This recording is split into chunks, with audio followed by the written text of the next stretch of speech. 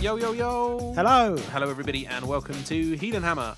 On today's show, we discuss what makes a good game of Warhammer, chat about what we've been up to in the hobby and on the gaming tables, and Dan tries to contain his excitement as it's here, Lizard Hammer.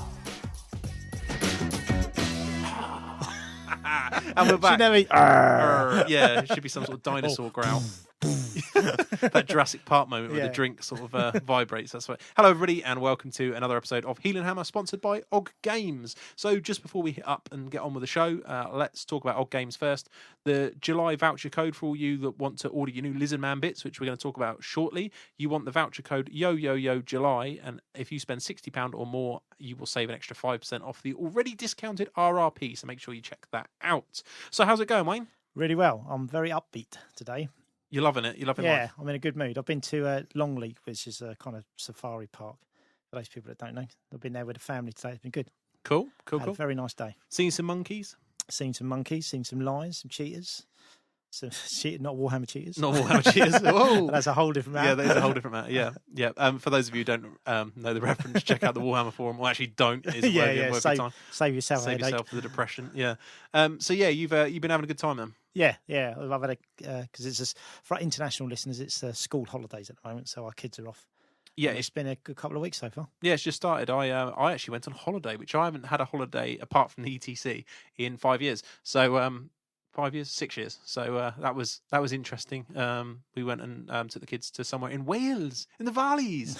It was brilliant. So yeah, there you go. Unlike your impression. Yeah, unlike my impression. Yeah, Welsh people love it. They almost love me as much as the Irish. Yeah, it's fine. So overall, it's a lot of people that got your card marked. They have. It's a danger to go out, really. But no, I had a great time there. The only thing was I had no phone signal whatsoever, and my internet access was intermittent. So I've had a really good internet signal or no internet signal. So I did manage to keep up with what was going on in the Warhammer world roughly. So I'm glad to be back. So let's get straight into it. The news. Coming to you live from Portsmouth, this is the Heelanhammer Network News. Oh my god, lizards. They're here. How exciting is this? And it is actually lizards, big ones, lots of them. Yeah. I'd say lots of them. So the front cover of White Dwarf and the front cover of the Games Workshop website and wherever you look at the minute is all about the scaly ones, the lizard men. They're out. They've re-released the book, written by Jeremy Vettock, I believe, which I'm quite excited about. I think he's done some good stuff in the past. Maybe not the most tight rules writer when it came to the Skaven, but I think he still good. He learned a lot from that, though, didn't he? Yeah. Well, let's hope he has. Yeah, I think so. And I'm ultimately looking very, very much forward to this. So the first picks are out, Wayne. What's your overall impression on the models? Because we know nothing about the rules pretty much. I've got a couple of tidbits here we'll talk about. But one of the pictures struck me where they put... you have to help me with the name. But you know the one that looks like a Carnosaur? Is it still... The Troglodon? Is it Troglodon? Yeah. They put that against the Warp Beast. And I thought that's quite clever marketing, that, because basically they've taken a new model and they've put it against arguably one of the worst plastic kits they've got. Look how amazing this is. It's going to look good, isn't it? Yeah. You know? I don't know. There's still a part of me that likes that 50 quid Weetabix Beast or whatever it's called. So, yeah, it does look. I think it's that kind of when you look at it, you go, I could do that. Yeah, that's why you like it. I could make one of those. I definitely couldn't, but yeah. So yeah, well, what do you think overall? So dinosaurs. Let's talk about it then. So the Troglodon. I don't know if that's how you pronounce it. This is Dan's pronunciation, so it could be anything. But the one beginning with T. Did you like that one? I think that box at 50 quid. That's another matter. We'll talk about it after. Yeah. But it looks like a very nice kit. I like the version, the long-headed. Whatever. Yeah, that is the Troglodon. That's the Troglodon. Yeah, that's you're the one probably I looking like. at the Carnosaur, the other one. Yeah, that reminds me with the spine on the back. That reminds me of I think it's actually called like a Megasaurus or something like that. Proper dinosaurs. Yeah, the ones with the long necks with the fan on the back. Is that the ones you're talking about? Yeah, but it's kind of like it makes a T-Rex look like a puppy. Yeah, well, the good thing is these ones do actually look like dinosaurs, whereas long-term listeners of the show will know that I've never been a fan of the actual Stegodon model. I don't like what it looks like. It doesn't.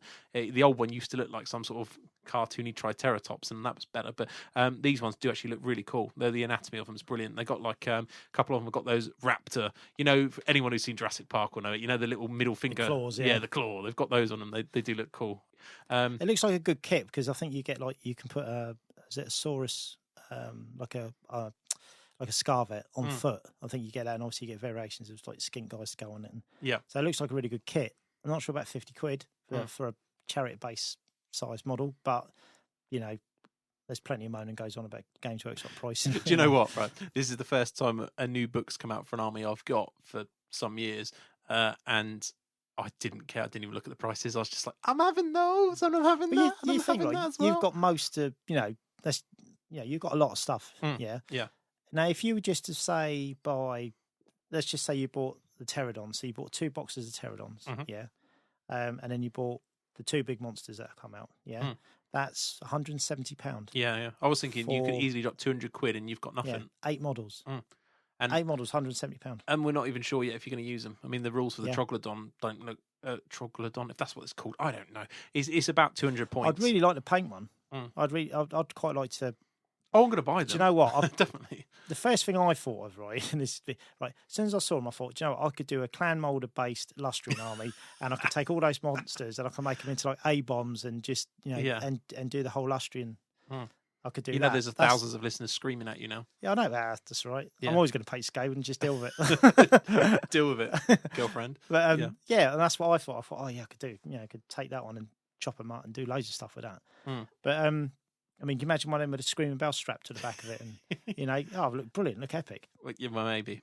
I don't know. Anyway, we don't know about Scale. What about plague Lizardman? furnace? One with a plague furnace on. A plague. You get. Well, have you seen the Bastardon or whatever it's called? I presume that's how you pronounce it. The turtle thing that could easily fit a bell on. I don't know, but I quite like them. I saw a few people in various different forums and things mentioning my name as they wanted to know what I thought about it after me coming on here, obviously the last few weeks and being really. I hope they don't.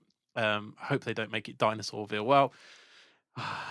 Well, until you see the book, you don't know, do you? Because all the troop types, as the current, the Saurus and the Skinks and that, and obviously the Temple Guard, they're just bringing out new kits, and the pterodons and the Ripidactyls, great name, awesome name.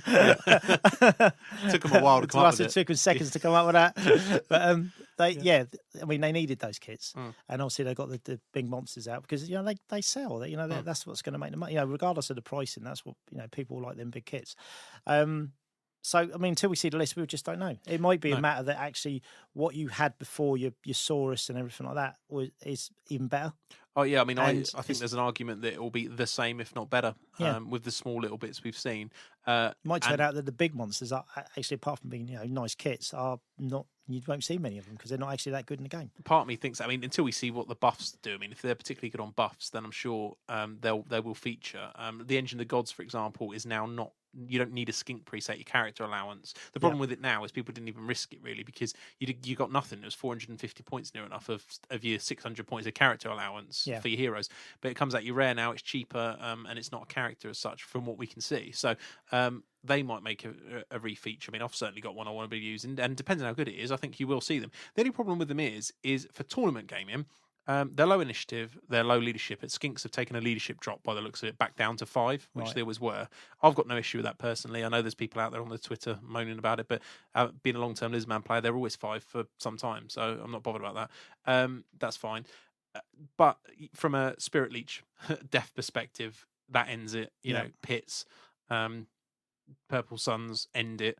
And not to mention cannons are everywhere. So there's a lot of reasons why you might not take them necessarily, which is a shame. But what I do like about it is I'm hoping that the one thing the Lizardman book didn't really have, and some people will disagree with me, but I'm not sure about this, is that it was very hard to scale it down.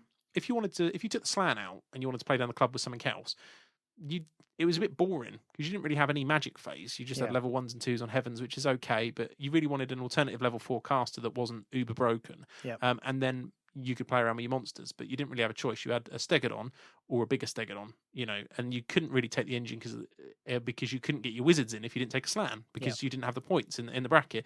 Whereas now, if we've got options, there's a lot of people discussing whether the fact that skink priest is called a high skink priest, whether there's a level 3 or 4, say, skink caster, you don't have to have a Slan.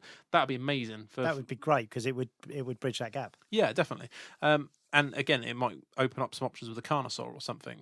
We just don't know. So Games Workshop has done ultimately a too good a job, really, of hiding the rules. Do you think the Carnosaur won't exist anymore? Obviously, because of this plastic kit. Because the Carnosaur, the resin kit, what used to be the metal, compared to this thing is quite small, isn't it? Yeah, I mean, Do you think they might have just done away with it? What the old one? No, the Carnosaur's definitely in there. It's still in there. there. Yeah, it is still in there. There's a rumor going around, and it is just a rumor that Scar veterans will be able to ride them. If that's the case, that's brilliant. And cool. now this will please you. Scar veterans for me the most underpointed hero in the game at 85 points. How many points are they now, Wayne? Do you know? This was in White Dwarf. I know you've only had a flick. 70. 80. They've gone down 5 points. Man. Oh, yes. So when all the people were looking at it and thinking, oh, I'm not sure, let's just wait and see. But maybe they can't take the kit that they used to be able to No, take. they can take it all. It's the same. The entry list is there. They can take exactly what they could always take. A mounted Scarvet is 100 points. It's just insane. So there's still some filth. But a lot of people don't know. There's the battle report. There was rumours that in there the Slan. I haven't actually read it yet. The Slan gets killed by a rock lobber or something and didn't appear to take a look out, sir. So people are wondering, is he not infantry anymore? Will he not get a look out, sir? That's massive. Yeah. There's lots of other little changes that can happen. Skinks have dropped in leadership. The rumours are from people that start to trickle. We've seen the book at Games Day now that they've stayed about the same points, and Temple Guard and things have come down, which is great. So I think it's an exciting time. So to answer the question of those of you that wanted my opinion on what do I think, I like the models. I think the paint job of the studio have done on the dinosaurs is excellent. I don't understand why they painted those skinks blue with faces on. I've seen better paint jobs from the yellow tournament head standard. So normally I've got nothing but like admiration for the heavy metal painters, and the dinosaurs are an example of that. But I don't understand why they put those new ones in with the yellow faces. If you haven't seen it, check out White Dwarf. They're not for me, but it don't work, does it? No, I don't think so. But overall, yeah, I'm really excited. So what do you think of the Ripidactyls? Not a fan, if I'm honest. The heads. I don't like the heads. I think they remind me too much of those. They look like pterodon bodies, which they are, with the tyrannid head stuck on the end, which you saw so many of those people using those as pterodons before, didn't you? Yeah. The tyrannid ones with the skink stuck on top. Yeah. It just reminds me a bit of them. But again, I'll probably buy them. Maybe I might do something different with them, or maybe there's a conversion opportunity on the old pterodons. It'll come down to the rules at the end of the day. If the rules are really good for them, you'll take by 12. Yeah, exactly. Yeah. So exactly. So, yeah. But this is the exciting thing for me is what we have been given, which the Lizardman books always cried out for. Really, in my opinion, is variety. We didn't really have it. You had Skinxosaurus in the core; they just did various different things, and then you had Stegodons and Saurus Cav. They were only took Croxagore, well, the veteran units. You didn't really have a wide variety. Now, people will say, I've said this before, and people have shouted me down about this, but that's just how I feel as a Lizardman player. I feel like now we've got a load of options. We've got 2 options on that turtle dude kit. Yep. You've got this Trogler thingy. You might have a Carnosaur. The engine will come back in play. You've got this new monstrous Cav flying unit. New special characters. Well, not new special characters, but redone special characters. We don't know how the Slan's going to work yet. There's loads of exciting options. Have done something with a Croxagore, or have you heard that they haven't? No, the only thing I heard, there's rumours going around they've got this new predatory fighters rule, which no one really knows what it does, but the rumour is that it's something along the lines, if you roll a 6 to hit, you get an extra attack or something similar, which, if that's the case, that's great on Croxagores as well. The extra couple of attacks help, and that they've changed down to 50 points or something similar again. So I think there's some good stuff in the mix. I'm looking forward to this, depending on how it goes. It does look very interesting. I was worried they were going to rip the heart out of the book, but it doesn't sound like they have, which is brilliant. They've actually, what it sounds like they've done, and we'll know this by the time we record the next show because it's out this weekend, is it sounds like they've just left a lot of it the same and added to it, which is perfect. And they've removed things like the cupped hands and probably rumination, I'm guessing, because none of the new books really have that kind of ability because it's a bit OP, overpowered, as it were. So, and Vetok does, I know there was kind of problems with the Skaven book, but he does make, from what the stuff that he has worked on, he has made it a lot more interesting. He does put kind of a bit more. It's not just a matter of putting troop types down. It just makes it a bit more varied. Yeah. He's got that hobby aspect to it, and I like it. And from what we've seen of the artwork, oh man, yeah, it looks good. I mean, very, very good. You've heard me talk about how I like the story aspect of it and the lost civilization. There's this bit of artwork where I think there's like a Carno or something. It's sort of in the temple and there's a light beaming down, and it literally is that. It's like lost civilization. Some dudes have rocked up and started a ruck inside a temple, and the Saurus dude's like, it's not happening, and he's on the top, and it looks really good. So all that looks brilliant. I've ordered the special edition book. You have to, don't you? It's I can't say nothing. If it was a Skaven one, I'd have it straight away. It does look good. So yeah, I kind of like most of the new things. I don't know what it is. Saurus Heroes. I never get the impression that Games Workshop do very well. I've never been a fan of any of the Saurus Hero models on foot or anything like that. Yeah. The BSB I quite liked, but I always like the old rounder ones and these little chicken ones. So for me, I've never really did it. So the new Saurus special character on foot, I'm not sure on, but the Skink Priest I really like. Maybe too many feathers, but small matter. It looks really good. The Rippers, I'm not sure on. Terrors look okay, and the dinosaurs look great. But ultimately, all of them I would have in an army if I need to. I think they'd all, with the right paint job and the right basing and everything else, would look good. So from a Lizardman player's perspective, I'm quite happy with that. I think it's cool, and I've got nothing but excitement still. We'll find out this weekend whether it's going to be anything different. But I'm looking forward to trying to find 5 minutes when the digital book downloads or the other one, the special edition one, turns up on time. Hope, fingers crossed. So when's the release date for the book? Saturday. Is this Saturday? Yeah. You'll probably listen. If you're listening to this now, depending how quick you've picked it up on our final day, it'll be out on the 31st. So depending when you picked it up, you might be listening to it with your book in your hand. So this is all before the book has come out. We haven't seen it. We've only seen it little bits. So rules that may or may not be known. The little bits we do know. Is that skinks look like they're once again leadership 5. If you look at all the skink riders on everything, they're all leadership 5 in the White Dwarf, and online, if you look at the digital store on iTunes, you can see that. Scar veterans still look broke, which is brilliant. They still look cheap for what they are. Engine of the Gods seems cheaper. And so is the Ancient Stegodon. There's no skink character requirement to the top from what we see. Predatory Fighters rule we spoke about. A lot of Saurus and Crocs and things apparently gaining that. Slan's more expensive by about 25 points from what we're hearing. And access to high magic. And there's some weird lore attribute they're going to get, which allows them to swap spells out for spells in other laws, which sounds quite cool. I think that might be interesting. Again, I'm a little bit worried. Oh, not a little bit worried. I'm slightly disappointed in a way, without seeing the book, that we've got no more troop choices, that we've just got big dinosaurs, because from a competitive person's play, I'm not sure how many of those are going to feature. But generally, what I do like about it is, we discuss this off air, is when I come down the club, I'm surely going to have some options that I can use which are fun, which I'm not sure I had before. Not really. You could tone it down, but they weren't fun. So you just ended up on more Saurus or something, which did the same thing. So yeah, that's quite cool. So that's exciting. What else do we know about? That's it really. So I've seen nothing that is really upset me so far. I think it's going to be good, and I think that competitive wise, we might not see a big difference on this initial bits, but I'm really looking forward to seeing the book on Saturday. What about you? Any other thoughts on the Lizards? No, I mean, depending on if there's a real big shake up with what Jeremy Vettock's done with the book, but from what you said, it probably isn't too big a shake up. There just be some interesting add-ons. I'm just hoping it's not kind of like taking what the army is and making it even better. I know that's kind of, but they're already very, very good. And if they suddenly make them, like the Scar Vets are cheaper now, so you've got more points to spend on something else.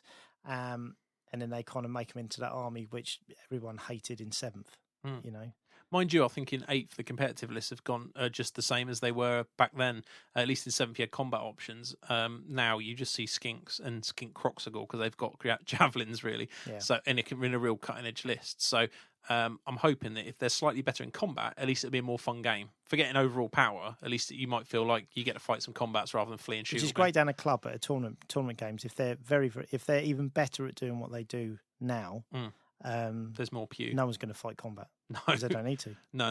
Have them 100-point Scarlet. Yeah. No, it's minor changes, but and you might not notice it over a list. Imagine if you took the same list. Say Scarvets are 5. Well, they are 5 points cheaper. If White Dwarf picture isn't wrong, then your 2 Scarvets that you might take is you're still 15 points more because the Slan's 25 points more. So take your 10 you've saved, you've still got 5-15 somewhere. So I don't know, but yeah, interesting. We'll find out. But fingers crossed for the entire Warhammer world, it isn't ultimate pew, but a bit of a balance. I mean, I quite liked in 8th running the 3 blocks with the Temple Guard and stuff. And if Temple Guard are cheaper, that's great for me. I might be able to fit a few more on. You might even be able to fit 30. Depends on how it goes. I don't know. But yeah, interesting. So yeah, all exciting stuff. The only other news that I wanted to mention briefly before we move on to the main topic of the day is that Orc and Goblins. Did you see the Midlands Open is another big tournament in the UK? One I've never attended because of its proximity to ETC. It's always too close. But Orc and Goblins won it. So it's another big tournament that Orc and Goblins have won. So my question to you, Wayne, is: are they the new hotness? Well, I did put them third on the list, didn't I, when we did our Warhammer list? You did. I'm not saying I told you so, but I told you so. But I did do it. Wayne said it first. There you go. Yeah. So yeah, no, they're good. They're a good army. I know you put them a lot lower, but they are good. I mean, obviously it depends on the comp of the tournament, which because the variation in Orc and Goblin list, I think there's when you look at how many options you've got in that book, they can get around a lot of comp. I just think they're a good army. They're a good all rounder. No, I kind of agree with you there. I think that as well, the way the armies have been going, moving towards more small units and monsters and things like that, it just plays into their hands, doesn't it? I think the fact that they can actually put troops on the table very cheaply as well, and have all the stuff that goes with it. Yeah, well, you think, going back to 7th edition at the beginning, everybody was running infantry hordes, and your Doom Divers and your Rock Lobbers didn't have as much impact. Yeah. Now everyone's running small chariots, Demon Princes, Papa Nurgles, flies, demigriffs, all these kind of things are much more susceptible to those items. So, do you think as well, obviously, with the say a lot of the armies getting smaller and smaller and smaller because it's quick to buy, quick to paint, churn out, get to a tournament. That's at some point somebody's going to kind of twig onto the fact that actually the bigger army could make a mess of all these little armies, and they're going to the curve will change maybe. Yeah, maybe. I mean, I still think the balance lists, whatever army you play, is going to win tournaments more than any other list. So I don't know overall whether the Orcs and Goblins will consistently win as the books come out, but it's interesting to see they're right up there, though. I think it's good for Orc and Goblin players. They've got a chance to go out there and filth it up. There's a few people on the topic we're going to talk about shortly, actually, about what makes a fun game of Warhammer. Orcs and Goblins have ended up being mentioned in there with Dwarfs and Skaven in some of the people's dislikes about the game because they've turned into some glorified gun line. But I don't know. I really enjoyed the Orcs. I thought they were a great book, although I didn't play that kind of list. So, which is why you lost 8 on the bounce. For a good game of Warhammer. Now, this one came to me out of midair, just like a dream. No, it didn't. It just came to me in the morning. I thought, actually, with this thread we briefly mentioned on the Warhammer forum about people talking about cheating in Warhammer and some of the more unsavoury things with the game, it started to get me thinking about, well, what does make for a good game of Warhammer? And, I saw some discussions from the Midlands Open at the weekend and people questioning a game they'd had in terms of their enjoyment of it. They didn't enjoy it or whatever. Yeah. And it makes me think, well, what does make for a good game? And I should say that anybody thinking of attending a Warhammer tournament, do not be put off by these kind of stories that you see on Twitter, on the Warhammer forum. It's actually a great place to be. Generally, you'd agree, Wayne? Yeah. Yeah. Yep. You're going to get a bad game now and again, but you get that wherever you play. I mean, how many years have you been playing tournaments? Same as me, like 15, 16? Yeah, something like that. And how many bad games have you had? Bad games? Bad games. No names, just numbers. Yeah. I've had a few. Yeah. I've had a few. But can you count them on one hand? No, I'd have to take my shoes off. You have to take your shoes off. All right. So Wayne's had a few more. I can honestly say I've had about, not counting ETC because that's a different animal, but actual UK tournaments, I've only ever had one where I felt someone's cheating me. And I'm not sure if I've ever had another bad game. Actually, bad game. I can't think of one, so I couldn't have been that bad, could it? So I don't see a problem. So anyway, that aside, this topic is about what people said they enjoy. So what I did was I thought I've got my own thoughts on it, and I'm sure you will have. But I will ask the Twitterverse, and quite often we ask these questions, we get a good response. Oh my god, we got blown away today by responses. I mean, it took just ages to read through the thread, and a lot of them are the same. So there's some real strong themes with this that make you take a step back, I think, and look at really what people enjoy about Warhammer. And overwhelmingly, what do you think the response was? Well, I haven't read any of this. No, you haven't. Because I've been off Twitter today, obviously. Which is good. What do you think the overwhelming number one thing that people said makes for a good game of Warhammer? I'll just go off my personal feelings, and I would say the attitude of the two players. Bang! You win. Ding, ding, ding, ding. The other player. In many different ways. Yeah. But yeah, carry on what you were saying. So what's your personal opinion on it? I think it's not just how the two players play, it's the overall sort of their relation to Warhammer, basically. So if they've got a really healthy attitude towards playing and the game, one, they'll take a varied list, which won't be the internet filth. They'll take something that's a bit creative and fun, and they'll play it because they love the game. They want to play the game. So the outcome of the game is kind of secondary. It's about the enjoyment. If you can get 2 players that have got that same attitude, that's it. That's what Warhammer's about. I've said this so many times on the show, but that's what it's about. If you can get that, you're laughing. It's great. It's, you know why you're in the hobby. You love every minute of it. You can't get enough of it. It's brilliant. When you don't get that, then it can skew to the, you can have some games where you think, I never want to play again. It can go that bad. Yes. Your opponent is not really bothered about your enjoyment of the game. He just takes an army that's going to just literally to rip your face off. It's just about winning. That's all that matters to him. It's kind of like, you get some players that can't. They're playing that tournament mode, but they're really on it. They're really kind of serious and focused. And then they come down to the club to play, and they don't know how to switch off. They can only play that style of game. Then they might think they're relaxed and they're joking and this, that, and the other. But when you watch them play or play against them, they can't. That's all they've got. They're not wrong if they're not cheating, but it's. I think they're missing out on a lot.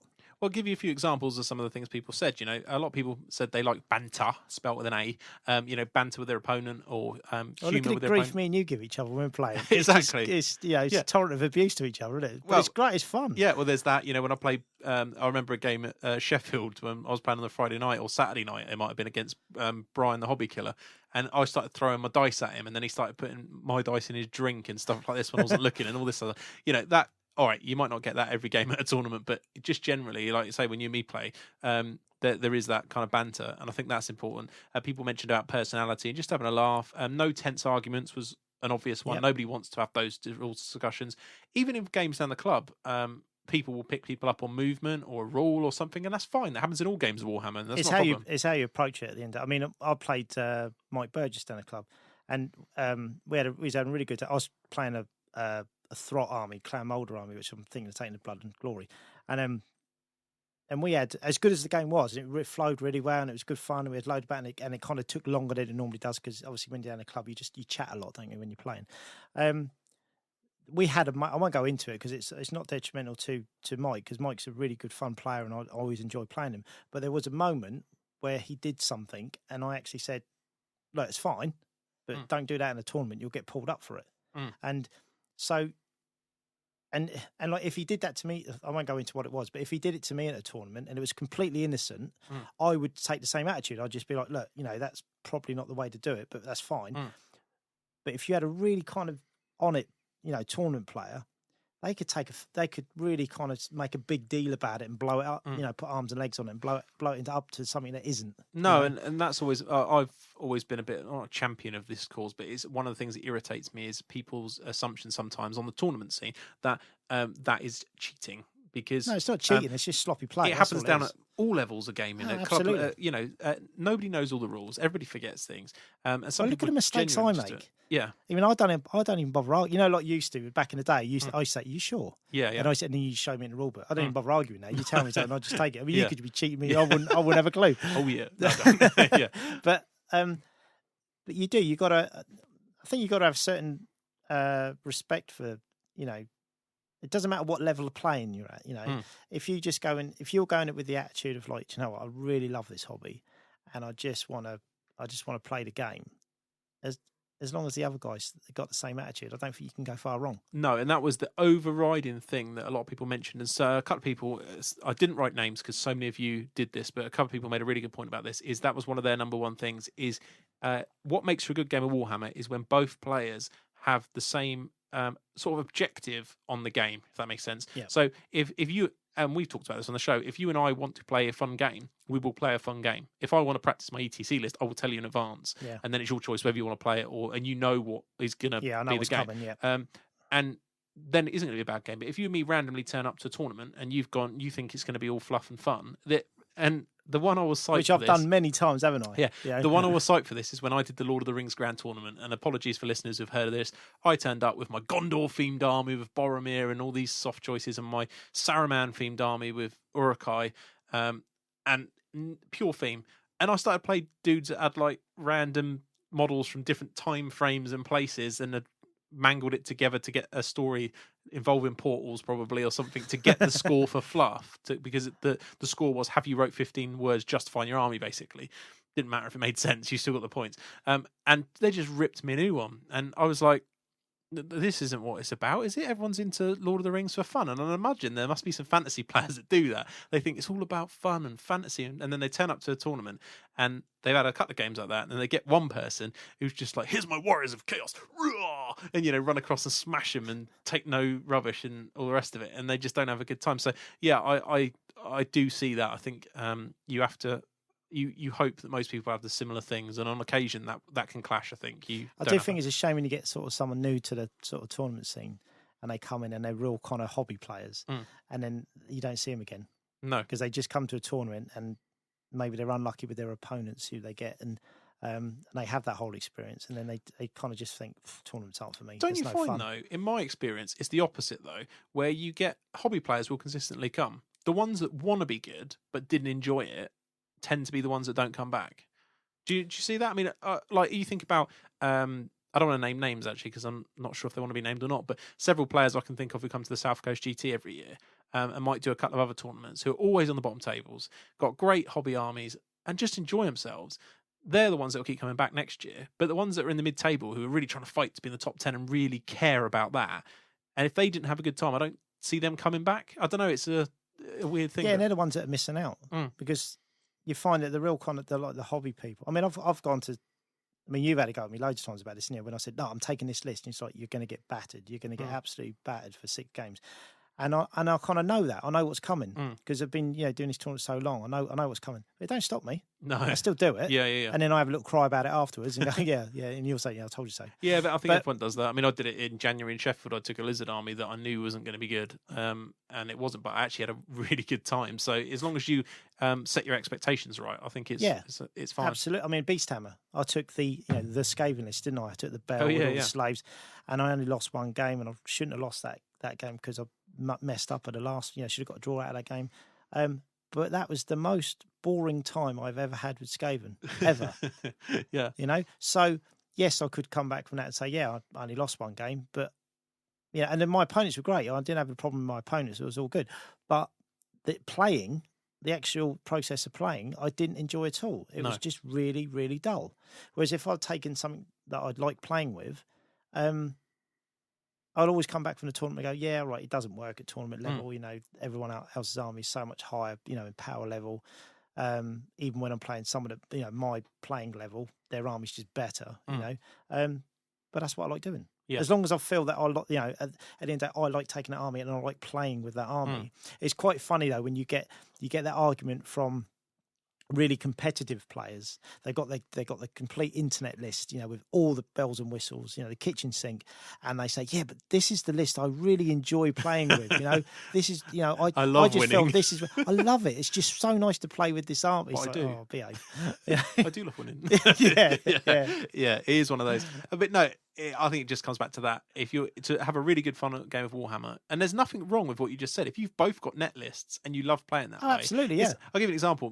Back in 7th, I had a very, very nasty Lizardman army. Ben Curry had a very, very nasty Dragon army, and we had some brilliant games. Both playing full on filth, all the tricks, everything. But he's an awesome guy to play against, and I always enjoy playing him. So, and we both had the same mindset. So, it's I've played Ben a few times, and I've always had a good game against. Always, I've never had. I'd have hand on heart, played Ben Curry I think 3 times in tournaments, and I haven't got a bad word to say about him. No. He's a top player, knows the rules inside out, but he's just a really good opponent with it. Yeah. There's never any gaminess or anything like that. And if I wasn't unsure about something, he'd actually take the time to explain it to me, and it's and I always feel relaxed playing him. Yeah. He actually did me a massive favour because I had a game at not mention any names again, but I played someone and it was quite a stressful game, and I was kind of when you have that game where it just feels like a 2.5 hour game and it feels like 12-hour game. Yeah. And I was fried after it. And then I drew Ben in the next game, and I was really relieved because I knew I was going to get battered, but I knew I was going to enjoy it. I knew it was going to be relaxed, and it was going to, and it was. It was a really relaxed. It was good. I enjoyed it, and I needed that after the game I had before. And I think that's the thing is, and that's a good example is they're you see these guys and people mention about top players and things, and you see Ben, and exactly what you just said. You're a guy that doesn't play as many tournaments now. You only know him by name. I know you. If that was the case, you've turned up and you've said exactly that. You played him 3 times and you look forward to playing him. That's what you want, isn't it? And I think that's what people's overriding thoughts were on Twitter is they don't care who it is and what the result is. They just want to have a good game. Yeah. And it's interesting. And I think as tournament players, we should all, me included, look back at that and think, well, actually, when you are playing, that's right. If you're going to batter somebody, you might as well do it nicely. Yeah. And you look at the legend of the UK you're scene. You're going to say 80 Mac. Yeah. He's the absolute king of that. Yeah. I mean, a guy that's probably... I don't know if Ben Johnson must be catching him on his success rate, but in terms of trophies and things, but probably the most successful Warhammer player in the UK, 80 Mac. And he'd win that and the best sports trophy. Everyone loved playing him, and that's something I think we should all as tournament players sort of aspire to be like. But because it shows you from the feedback on Twitter that that's what people want to do. They want to have a good game. So no tense. I think the key, when you get that moment in a game where it's quite stressful, you get that point where it's.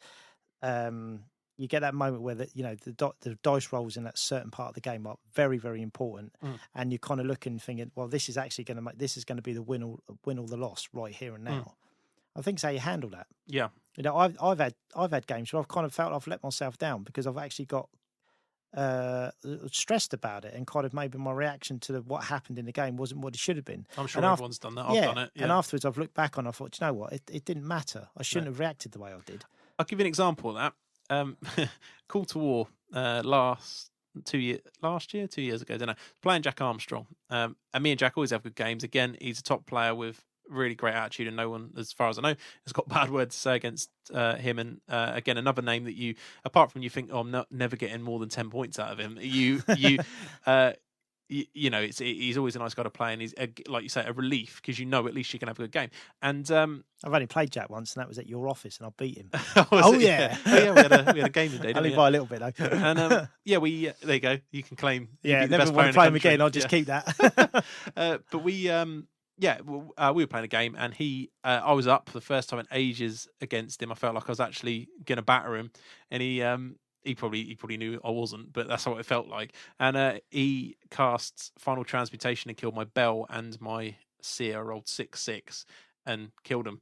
And I just lobbed my dice and went, I'm going to the toilet, and just walked off, sulked off, come back later after I'd chilled out. And you think, why did you get stressed about it? Well, the reason I was stressed about it is it was like the last, near enough. It might be the last game of the day. It's hot, and there's loads of reasons why. But you still look back at it and think, why did I do that? It wasn't that important, surely. And we still won. We still drew 10-all. So it couldn't have been. But it's incidents like that. I think with any game though, it doesn't matter. It doesn't matter if you're like the real hardcore competitive player or you're like a real hobby boy. You still want to win. Yeah, of course. There's Well, I've seen you have enough sad-ons. And, I've had you're a hobby gamer. When I was playing Mike on Thursday, something happened, and one of his knights, it was only like a 6-man knight unit, but it ended up being in a gap where I couldn't counter it. And I just looked at him, it's game over. And he's like, well, no, it's not. I said, well, yeah, it's because that unit's just going to move around into the flank of my main unit, and that's it. That's over. And he's like, well, no, let's see what happens. I said, yeah, but the game's over. And I had it in my head, and that was it. It was done and dusted. And it wasn't at all. My next move, I moved up, blocked some stuff up, wheeled a unit, magic face happened, got rid of that unit, and suddenly everything was rosy again. Yeah. I find that in 8th, though. It is like that. I think I've been really training myself to stop those kind of comments because I was a nightmare for that kind of thing. Oh, well, that's the game. That's the game. Yeah, so I've done it to you loads of times, haven't I? You've done something, I've that's it, it's all over. Yeah. Normally I'm right. Sometimes. But with Mike, and he said, well, you had a sad on earlier, and he was right, I did, and it was only like turn, I think it was 1 or 2. Yeah, that's what I mean. There's an example, 2 gamers talking about it, and how many times can we cite that? And I'm sure everybody can. It's just unfortunately one of those things, but.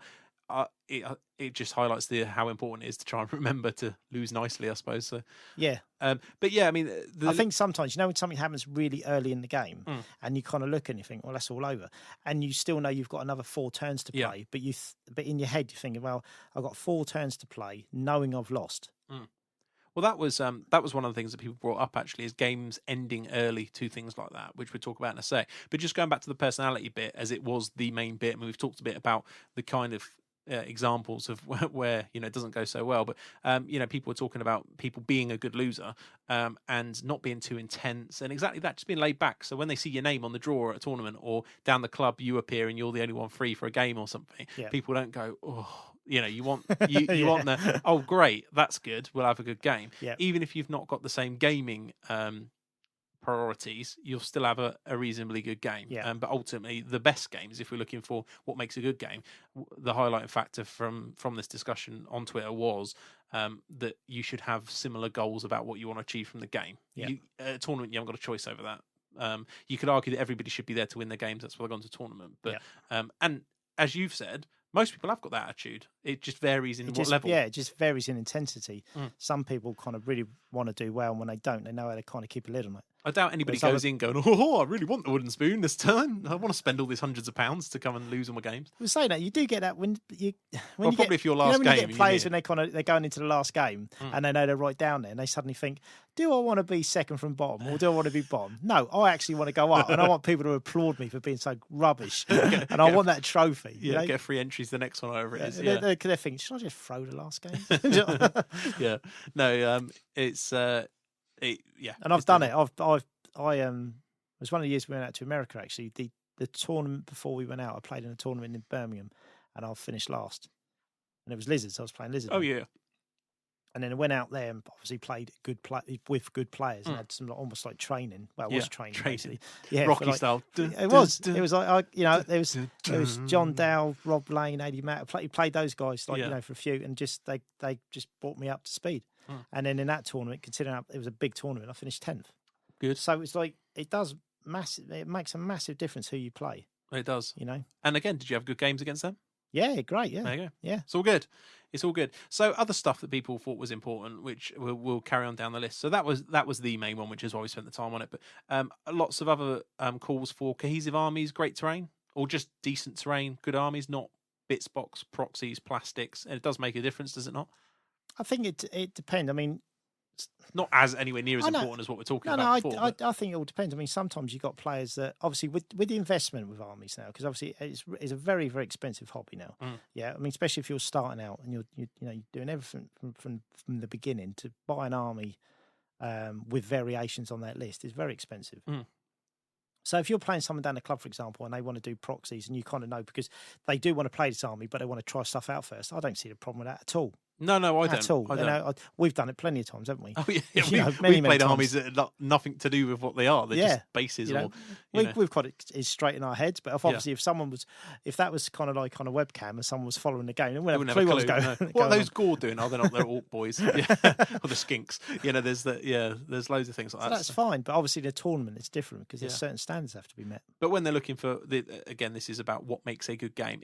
It does make a slightly better game, doesn't it? If you've both got lovely painted armies and great scenery. Of course, yeah. When it's everything's, when you've got a really good table, great scenery, two really well painted armies, that does epitomise, what Warhammer's about. And if you can have that with two guys that have got really good attitudes to how they make their lists and how they play, that's the epitome of, in my eyes, of what Warhammer's all about. I'll give you an example of where that was really relevant to me when I was coming through into tournament gaming. Do you remember, again, years ago, this would have been White Dwarf, two of the top players in the UK at the time, John Dale and Rob Lane, had Dark Elves and High Elves. Dark Elves, High Elves. Yep. Beautiful armies, both of them. Put blocks out on the table, which was not great then, and took balanced wizard choices and everything else, and that was an awesome battle report. That was in White Dwarf, and that for me was how I pictured playing club games really. So I think what I understand, they actually designed the armies for that specific. They designed them together to make a more interesting battle. Yeah, which was great because you're right. The armies that they fielded, you just wouldn't see them at tournaments. No. I mean, Rob had a Seaguard army at the time, didn't he? Which was just shots, and that would have made a rubbish battle report, but it was good for a tournament. But for that, he took the stuff and it looked like an awesome game. So and those are the kind of things I think that stick in your head as a gamer. The White Dwarfs you've seen with the really nice painted armies and scenery and all that kind of stuff, and that's what you'd love to replicate. I mean, I certainly do here. When we play here, I still kick myself that you and me haven't got a really nice board to play on with all the scenery. There's no reason why we haven't. I have. But we always play at your house. Oh yeah, good point. Yeah. I've got loads of scenery done now. Yeah, no, but a board itself, as in a board. Oh, you mean like a proper? Flocked and all around a battle. We've got a realm of battle sitting. We've got one. I just ain't got around to painting it. We've got everything else to go with it. Yeah, I we had probably that have. kind of train kick, didn't I, when I did loads of stuff. Yeah, and we need some for Blood and Glory tournament that's coming up soon. Well, I do. I need to sort of female. How many bits do we need? Don't know. We'll look at it after the show. Okay. So anyway, moving down the list. If people are talking about other things. So we talked briefly about the game as a whole. Things that happen in the game make it memorable. A lot of people picked up. So they were saying crazy intense moments. So example being Lewis Johnson dropping rocks on my Vermin Lord. Yeah, and killing it. Yeah. Yeah. Well, there you go. He was drunk at the time. He goes, "Yeah, I'll just drop rocks on that." I goes, "You sure?" He goes, "Yeah, it'll be all right." I goes, "Yeah, fair enough." Again, killed it. Quality. Yeah, and he always reminds me about it as well. Yeah, it's little stories like that that really stick in people's minds, I think. And example being Six Nations at the weekend. It's meant to be a serious, tournament, and everyone's playing. And on our team, that we've got Scott Lyons who's playing Empire, and he's got a renowned witch hunter that does. Do you remember the witch hunter rules? The kill and blow people range, and our player's got a vampire lord who's in a building hiding away from the cannons, all nice and safe. And through good play, Scott manages to get a point blank sort of drive by on the vampire, gets through, rolls a kill and blow on the vampire lord, so he got a 4 at ward. So he screams some obscenity which I can't repeat on a family show at Chris, our player, and literally everyone hoards around waiting for this 4 up to see if the vampire dies, and luckily the vampire survives. But again, it's those kind of moments, isn't it, that make for good games. And if you've got no personality, the vampire player isn't going to want you screaming obscenities at him for a start, but and the other one isn't going to scream obscenities. So it's it goes back to that whole personality thing. But those kind of moments make for. I mean, down the club, it's brilliant. I mean, even in a serious tournament like that, we were all laughing about it. And if he died, yes, it would have been a bit disastrous to our round, but it would have been good. Well, Thursday I had the Clan Molar army playing against Bretonians, and at one point, Mike got a charge in. I think he wanted to basically take out my Grace here. So he gets this lone knight, this paladin, charges through this gap, gets into the clan rat block, which has got a Grey Seer, Throtley Unclean, and my BSB in there. So the Throt goes challenge, and then Killing blows him with things catcher. Killing blows this Bretonian knight, which I thought was awesome. Did he ask what he did once he'd charged in? Well, he said. I love that when they charge in. They go, "What's it do again?" Oh, Killing blow. He said to me, "You said he was rubbish." I said, "No, I said he wasn't worth 225 points." I didn't say he was rubbish. When the game strikes, those kind of moments. I mean, tense moments as well. Dodgy brake test, not dodgy brake test, but low brake tests that get passed and hold on. And can these last few people do it? Is all good. And those sort of epic stories of small units overperforming. Like I played Dom Hook from the Black Sun down the club a few months ago, probably now. And, my Men of the Empire, the 10 crossbows beat off a unit of gutter runners in combat and all this kind of stuff. Yeah, those kind of stories. And then you get a bit of a rep for that unit, don't you? And a bit like this infamous Scott Lyons in the Black Sun, this infamous witch hunter. Everybody knows about him. Everybody knows this. The people in the US know about him. Everybody knows about him. It's crazy considering. But those kind of things, it is what it is. I remember I like to see quirky units as well. When someone just brings something a bit, like Rat Ogres. Well, yeah. I fielded 12 in that game. One block of 12, and it was still there at the end of the game. Was it? Oh, yeah. Or fleeing? No, just didn't fight a combat. Didn't fight anything. I never had the opportunity to get it in. Yeah. I would have, but it just never. I would have, but I would have, but it just never. I never got the opportunity to do it. No, but 12 Rat Ogres, But yeah, quirky units like that's good. A bit like I remember when I was playing Bretonians for the ETC, and I had Lord Bullet on his Pegasus. Apart from my own entertainment of running around joking about Lord Bullet running around, is people that listen to the show to come up and say, "Where's Bullet?" It's that kind of naming your characters and things. It's all good fun. So I like all that kind of stuff. And yeah, that makes for good games. Obviously, when you can report, if your vampire lord is going to get killing blowed, at least you can joke to everybody that got killing blowed by this famous witch hunter. It's that kind of thing. Weymouth 2004. Yeah, right. I'm playing against a vampire count's army. And the player I'm playing against, he actually puts the model, he's vampire lord, he puts the model out in front of me, goes, "That's Eric. That's my vampire lord." Right. Well, I thought, he's actually named Eric, right? So, okay, all right. So I charges it. I've got Bretonians. I charges in, and I think it worked out. I needed to win the combat by 13 to pop the rest of the unit and the vampire lord. Yeah. And we work out at the end, and it's 13 of that number. And it's so funny. He picks the model up, he shouts at the model, saying, "Eric, you complete waste of rah, rah, rah, rah, rah," and then throws him into the wall. and then he just turns to me and says, "Right then, let's carry on." Brilliant. I've done that with my artillery dice more times than I can remember, just launching them. I go through them quite a lot. Those kind of stories. See, and again, you remember that. That's 9 years ago. So those kind of things. Other stuff that people thought was important was close games. Now, not necessarily it has to finish a draw, but something that both players feel they're in. So what you don't want is, and this is the problem with taking monsters. Example, a club game. If I turn out of ETC Empire, a banishment gun line, and you turn up with a fluffy list that's got a load of big monsters in, it's going to be over fairly quickly for you. Yeah. So it's that kind of thing. You don't want your big monsters 500, 600, 700 points getting shot off in a turn, and then there isn't a game, is there really? Yeah. And you'll get a sad on, rightly so. And it doesn't make for. I had that against Gareth from Bad Dice. He had the Empire army with all the cannons, and literally within 2 turns, I'd lost, the bell, the cannon, the A-bomb, basically everything. Took the lot off. I think the Verminal as well. Took, because I took the Verminal that tournament. Took the lot off. But saying that, even though his army worked perfectly well, everything hit, everything done, the maximum wounds, and it just took all the lot off. Playing Gareth was a pleasure because he's a really nice guy. Yeah. So it was kind of like, it wasn't like he was being gamey or anything like that. It's just his army did what it's supposed to do. Yeah, I think this particular aspect, there's not a lot you can do about it in tournaments. Yeah, if you're going to a tournament that's got no comp, or people, it is a tournament that's designed for reasonably hard lists, then absolutely. That is an aspect you can't deal with, and you can only deal with be a good guy. And as you say, then you don't mind getting beat, do you? So, because you just take stuff off. There's not, it's just the way it is. There's nothing you can do about it. I mean, there is something you can do about it. You can take a better list. You can take one that doesn't get shot. Yeah. And that is the problem with monsters in the game, and why people don't take them to tournaments necessarily. So, that was one that people mentioned. And again, if you're looking for the ultimate good game, that's what you would do. It's what you and me do when we play outside of sort of tournament practice. And I think it's the way to go.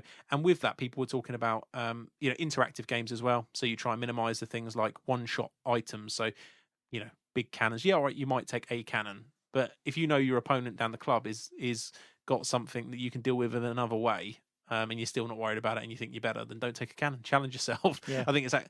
But at a tournament, obviously, you're going to take 2, 3 if you're allowed. But don't not taking one-shot items. And I'd also group in with that one-shot magic as well. So mind razors, banishments at strength 6 or 7 times 2. Those kind of magics.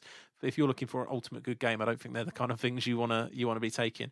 Because getting smashed early is just a non-event. Why would you even get your models out? It's a bit like us. If we drive down to the club for 20 minutes to get down to the club, have a chat, get everything out, pay to be there, and then the game's over in 20 minutes effectively, it's pointless, isn't it? Yeah. If you go to a tournament, yeah, all right, same argument. You probably spend more money, but you know what you get yourself into. You've got to accept that that's a possibility. Yeah, and with this as well, with close games and things, people a mix of opinions on this, but quite a few people were pointing out scenarios, back of the book Warhammer scenarios, Storm of Magic, which I think we should play some more of at some point.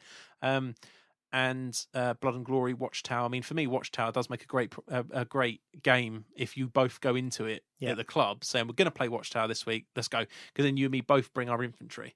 If I turn up to the club and we go, let's roll a scenario, Watchtower, and I've got only demigryphs and you've got your Skaven Horde, then, it's probably in your favour. But, it's not necessarily going to make for a good game, but I can see how there's great stories from that. Blood and Glory, when you're fighting to both get your banners down, and if you've both got good, well balanced armies, and there's all this combat going on, you can literally get it. And we've heard stories of this over the years when it was heavily played. But you're in one combat, and you got higher initiative and get to strike their BSB first and kill him just before you're about to lose everything, but you win. Yeah. That kind of those kind of stories are quite cool. So they were good.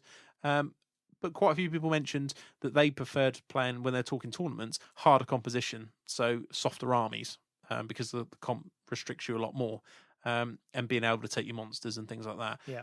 Again, I'm not too bothered about that. I think for me, and again, it comes down to how you want to play Warhammer. If I go to a tournament, I'm not really bothered about what I play. What I play is irrelevant to me. Against, because I expect anybody to take whatever they could under the comp system. If I wanted pure enjoyment, it would be a game down the club. Yeah. With a discussion on what we're going to do. So, also you've got the argument when you've got heavy comp in a tournament,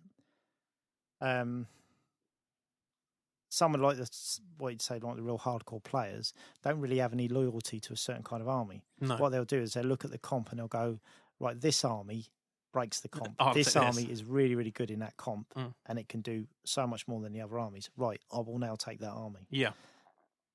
There's nothing wrong with that. They're not breaking the rules. It's fine, you know. But when you're looking for a good game of Warhammer, that's not what you want. And then but for the purists, you're probably looking at him thinking, it's not really the attitude. But, no, that's why I don't really think comp's an answer to this. I think if you're looking for the ultimate games of Warhammer, I don't think you play them in a tournament. Probably that's the bottom line of it. But well, club gaming is where it's at. It's the lifeblood of Warhammer, isn't it? You know, and always will be. You know, that will never change. That's not to say I haven't had some fantastic games at tournaments we don't enjoy them, because otherwise we wouldn't be doing them this many years. And would we? I mean, you do have great games, but you just have to be. It goes back to this whole. You have to be aware of what you could possibly play, and then it's your choice as to whether you attend. You know, don't sulk about it when you do. Fluff. A lot of people have said about this, immersing yourself into the feel of the game. So if you're going to play a watchtower, it isn't just a watchtower, it's this watchtower, and this is going to happen. And especially if you started you've been playing an army for a while and you've got a few famous characters, as it were, or whatever, you can start, immersing yourself in that. And a few people pointed out that you'd probably like that kind of thing. And it's not just Wayne, I like it as well. Yeah, I think everybody likes it. You know, to a certain degree, everybody likes it. I do think it's funny when I first started playing, the theme was like a real positive thing. When you themed an army, it didn't matter whether it really made your list soft. If you themed it, you did it properly. You themed it, right? And then kind of like as the years went on, people just like their idea of theme was just another word for filth, really. Well, it's another word for a paint job, I think. So the Nurgle theme, but with 2 corn skull cannons. Yeah. That kind of theme. And then like the Empire's like, I'm doing a Norn army. Oh, that's just war machines. Norn with demigryphs. Yeah. You know, and things like that, where and kind of themed armies now. I mean, it just doesn't mean what it used to mean. It's taken on a completely different guise. Yeah. Yeah, I agree with you. But yeah, fluff. So one of the ones that's mentioned, and we've just mentioned actually in the battle report, but High Elves, Dark Elves, for a strong narrative, always seems like a good kind of story. And you can do plenty of stuff with scenarios and things like that. But ultimately, you can do anything. I mean, it helps, I think, if you've got adversaries from a certain historic period. So if you've got I don't know, dwarfs, high elves, or high elf, dark elf, or lizard, skaven, that kind of thing. Yeah, you do the pestilence, clan pestilence, and lizard men. Yeah, yeah. Then there's some strong narratives there, but you can do anything, can't you? It's the beauty of Warhammer. Well, the thing is, every army's got a gripe with one of the others. Yeah, and there's always some little nugget of a storyline somewhere that gives you a reason to fight each other. Definitely. And now a few other things to sort of start to close this segment off that people mentioned was one of the things was environment. People are saying, bright place, nice board. I mean, apart from terrain, the actual place you are playing. Yep. You don't want to play in a dingy little back room and it looks like you're playing in the red light district in a bar at the back or anything like that. Yep. Whilst that could probably be fun, nice bright room. Someone mentioned about having wives, girlfriends, boyfriends, whatever, serving you food and supportive about the whole environment when you're there. It's very true about environment. I had years ago I played James Lunn, who's one of our club mates who doesn't play anymore, but we were playing at a tournament, and where the board was situated there was a lot of background noise and we couldn't hear each other. It was really weird the way the sound bounced around the room, and at one point we almost got into a full-on argument, but just because we couldn't communicate. It was really difficult. The noise was just, it's strange, it's kind of hard to describe, but we were talking to each other and we just couldn't, and you get that dice roll and you say, right, I'm rolling for this now, and you roll the dice, but the person wouldn't hear you. So they'd roll for dice and you go, yeah, that was my leadership test. And he goes, you didn't say so. Yeah, I did, I just told you. No, and it was like that, and we actually went outside and we just like, I can't hear what you're saying, and it was strange. It was just the situation of the table in the hall, and very, very, very odd. No, I agree. I think it can. That's why I always like playing at Warhammer World, because whilst it is a bit loud, it's still reasonably comfy. You're playing on that great terrain, great surroundings. Yeah. You can normally hear what people are playing. It just feels relaxed. It's good. Yeah, it's very good. Yeah. Rather than being pounded into a big room. So, and the same with the Weymouth Wiles of old and things. They were quite spacious. Summer out there. It was all good fun. It reminds me of the ETC in Switzerland. Still my favourite ETC, despite England not doing well, but it was the whole, you're playing next to Lake Geneva, massive space, cobblestone floors, lovely weather, that kind of environment, I think leads to a good game. So environment, but ultimately if you're playing around people's houses, it helps. You don't want big TV in the background while you're trying to concentrate and all the rest of it. So that was an interesting one. And then there were some random ones which I'll just list now. Nudity. Apparently, somebody felt that was a good. Moving on. Someone said winning. Oh well, several people said winning. Smashing face. No, I didn't. I could have, but no. Alcohol. Yeah, obviously, some people like that. Personally, I try. That could be a bad thing. Yeah, I try not to drink when I'm playing because if it's late, and I've said this loads of times. Me, if I'm hot and tired, it doesn't take much to make me a bit more grumpy. Add alcohol into that equation, and it's like, very grumpy. So I try not to drink when I'm playing Warhammer unless I'm absolutely getting battered and I know I'm in a good mood anyway. So because I know I can't, there's no point stressing about it. And quite a few people pointing out not playing Dwarfs or Skaven. So now they obviously haven't played you, Wayne, because I think there's quite a few good Skaven builds, and I'm sure long-term Dwarf generals will argue there's some good Dwarf builds as well. But yeah, there was a few cheeky people putting that in as well. Well, Blood and Glory and the Pillage. I'm going to be taking a. We'll talk about this later. Very fluffy. We'll talk about this in our Beardy Weedy Weeks. Now, the only other thing people are saying is, again, comes down to play style as well of the armies. So how you go about your game makes for a good game. So if you're using a buses make poor games of Warhammer generally because either one of you is going to win or it's going to be a draw. Yep. It's either going to be 20-0 one way because you're either going to kill the bus or not kill it, or it's a draw. But then again, it can be still a really good game if the player that's using the bus has got that kind of really good list but doesn't really know what he's doing with it. No, and because then you'll make a lot of mistakes, and it gives you the options to deal with it. If you've got the tools to do it. So that points to now people are saying, slam bunkers of Temple Guard, 1,000 points in, Screaming Bell list, all that kind of stuff. If you're playing just pure a good game, unless you've got a tool and that person's playing aggressively with that, and there's a chance to kill it, then you're not really playing, are you? So, and again, there's nothing wrong with that in competitive wargaming, but if we're looking for the ideal game, there you go. So overall, to summarise this, I would say, again, thanks for everybody that did the feedback. It was amazing amounts of tweets that came through over the course of the day, and they're still beeping while we're sitting here recording. But the overwhelming thing was your opponent. As long as the opponent's laid back, not intense, has a good attitude towards it, you're going to have a good game. And then to make it even better, you're looking at the little bits, the terrain, the environment, all the rest of it, and ultimately the goals that you both have and want to achieve from the game. In tournaments, you don't have a lot of choice about that, but still can be really good games. But so much you can do in your own gaming club, really. Anything else you want to say about that, Wayne? No. Cool. Well, in that I think we've covered that quite well. You're up for the nudity one. No. I've got no words. No. Cool. Moving on. Are we sitting comfortably? Then we shall begin. The story of the week. Okay, so following on from that segment did contain quite a few stories of the week, didn't it? But in this case, I've got a story of literally the week before last, where I played a game. I used my ETC Empire Army, and I played against, which, for those of you who don't know, I'll briefly run it for you. It was a level 4 Heavens, level 4 Light, a couple more level 1 Lights, a small block of Halberdiers, a large block of 40 Halberdiers, 2 4s of Demigryphs, 2 5s of Knights, a steam tank, and a cannon. And I think that's it. And like an archer detachment or something. So fairly rounded, but still, pretty tough Empire army. And Lewis said he was going to bring warriors, and I'd heard everyone was telling me, of course, he was battering everybody with warriors, and he said, fair play to him, he said, I stopped bringing them down the club because I was smashing everyone. And he literally was. He was just destroying people. And he said, but I've brought one and I've gone with a different build. And I thought, this would be good because I've played Warriors a lot. And when he got Warriors out, I thought he was going to bring Lizards or something. So I was like, oh, Warriors again. But it was a really good game. He brought, he took 2 blocks of actual Warriors of Chaos, in a Warriors of Chaos army. It was amazing. He had again, I'll probably get this wrong, but I don't know if you've seen any of his work, but he's done a brilliant conversions. He's used upper bodies of Marauders with lower bodies of Chaos Warriors. Yeah, they're really good, yeah. Yeah, and then drilled the hands through and put long sort of halberds on them. They look absolutely brilliant. I've never seen it done before. Really quite simple, but it looks really good, yeah, doesn't it? Yeah. Really, really good. I thought they were another sculpt. That's how cool they look. do look very different.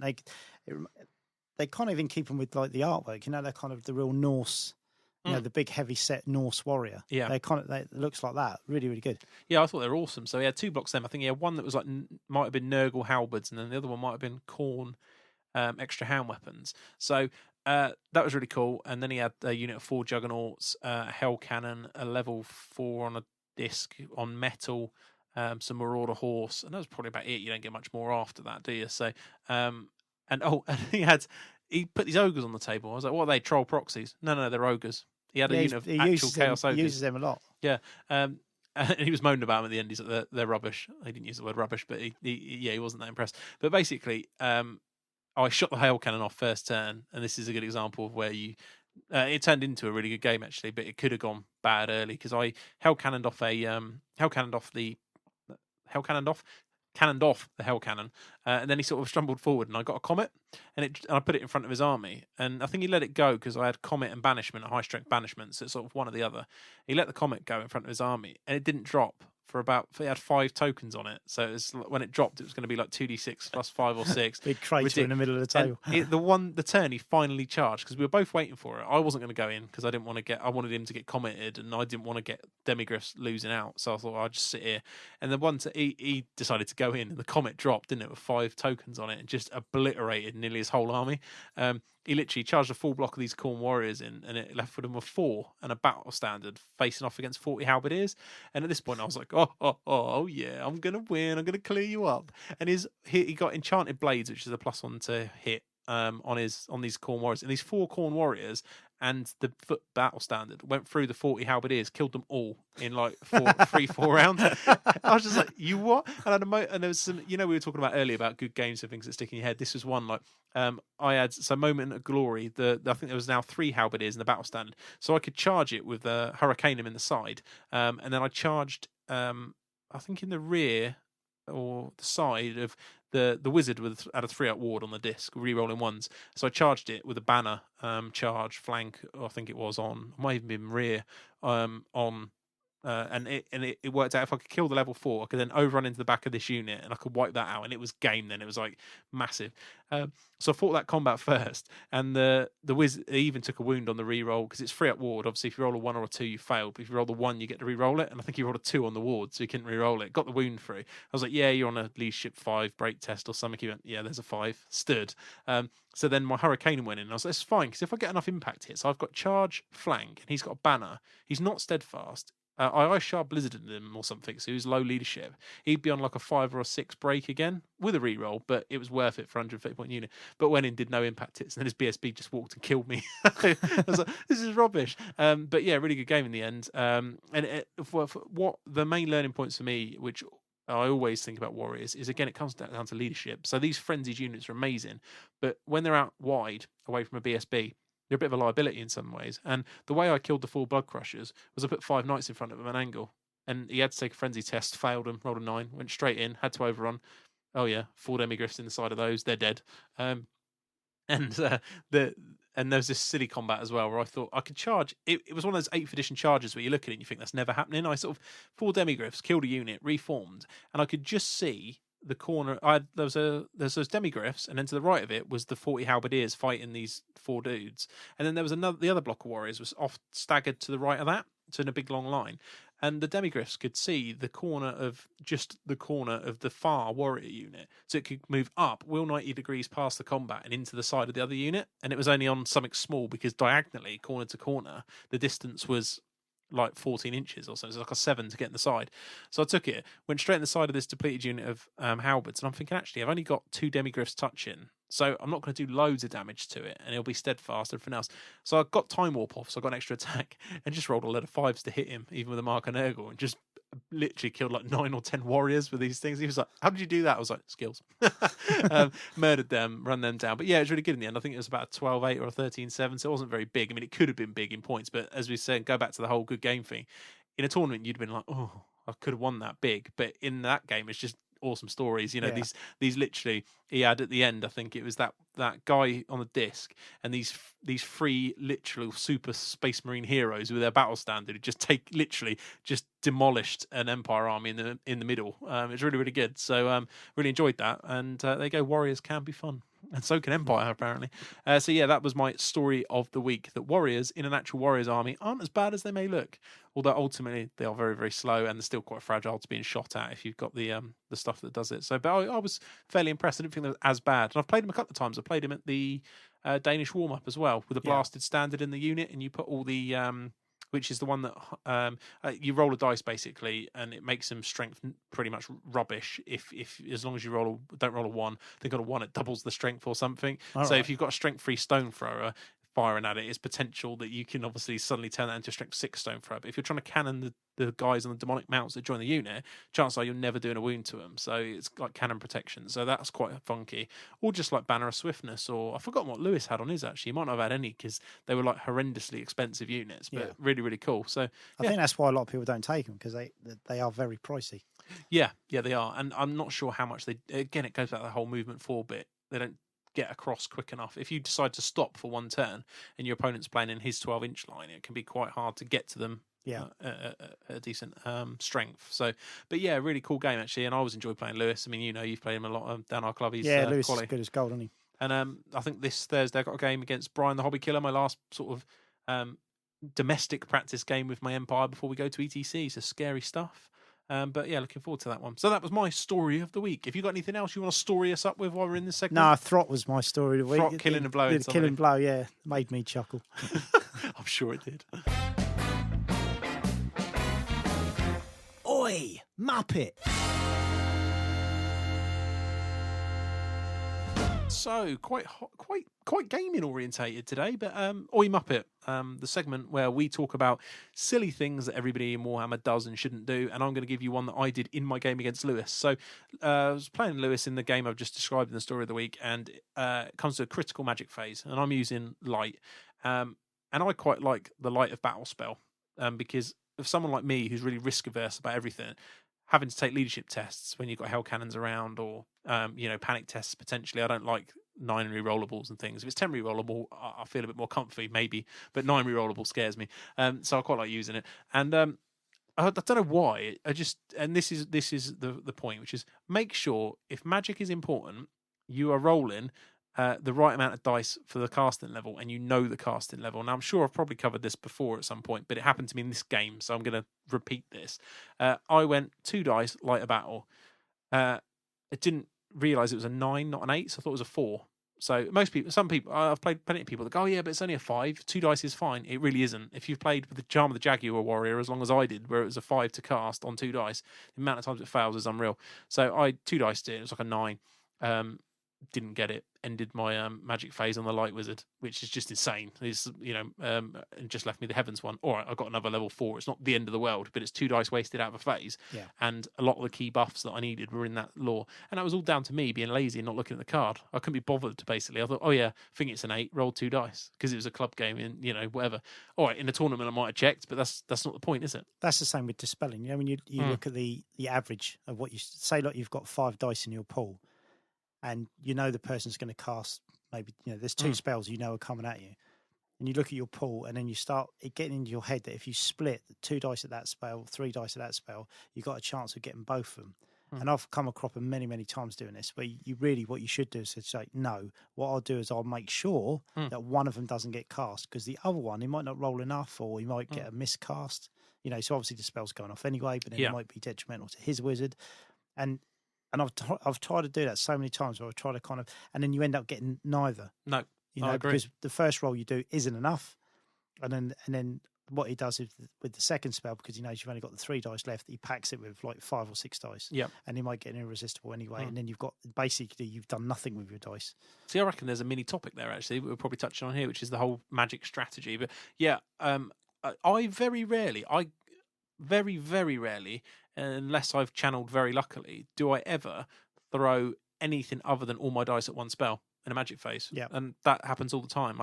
If we're talking 4 or 5 dice is all I've got, even if it's 6, I normally keep that for one spell. Yeah, because by the time you very rarely ever chuck 2 at anything unless they've been cheeky with the 1 dice bound. So you're looking at, if you really want to shut it down, you need to use 3. That leaves you 3 dice on a 6 dice magic phase. If their spell's important and it's high casting, they're going to be using 4 at least, aren't they? So yeah, you're right. I just the amount of times I do it with people, you chuck out two dice early, and you get like an 8 or a 9, and then they go and chuck 2 dice at it or something, or 3, even 3 if you've rolled quite high, fail, and they can't spell with their scroll or the level 4, and you're just like, big dice on the next one. Then it happens a lot. So, but yeah, casting values, as you say, for dispelling and it goes with knowing the casting values, but also really thinking about what you're going to do with that magic phase. And I'm sure there's a show in here somewhere about magic phase. So, there you go. Oi Muppet for this week. Don't do what I did. Don't be lazy. Pick up your card, know your casting value, and make sure you're throwing the appropriate amount of dice if it really matters to you. ultimately as well, the other one with this is trying to throw is if you've really got a really important buff, sometimes it can be worth throwing that first. A lot of people like to build up to it, don't they? Do a little 2 dice here. How many times have you, Wayne? I've done it loads because how many times have you rolled 2 dice and rolled double 6 on the first spell in the magic phase? Yeah, and then it's D6 dice from the pool, and then you can't do anything. No, and you got some little rubbish buff or a D6 magic missile or something off that you didn't need. Especially if you cascade your wizard, suddenly you've lost. You've had no magic phase, and you've lost, or you've lost him by casting a spell which you didn't really need. No. You've lost your level 4, and it's all gone wrong. Yep, I think we might do this. Yeah, that's an upcoming show, so we'll leave this here. But just make sure you throw in the right amount of dice and you know the casting values.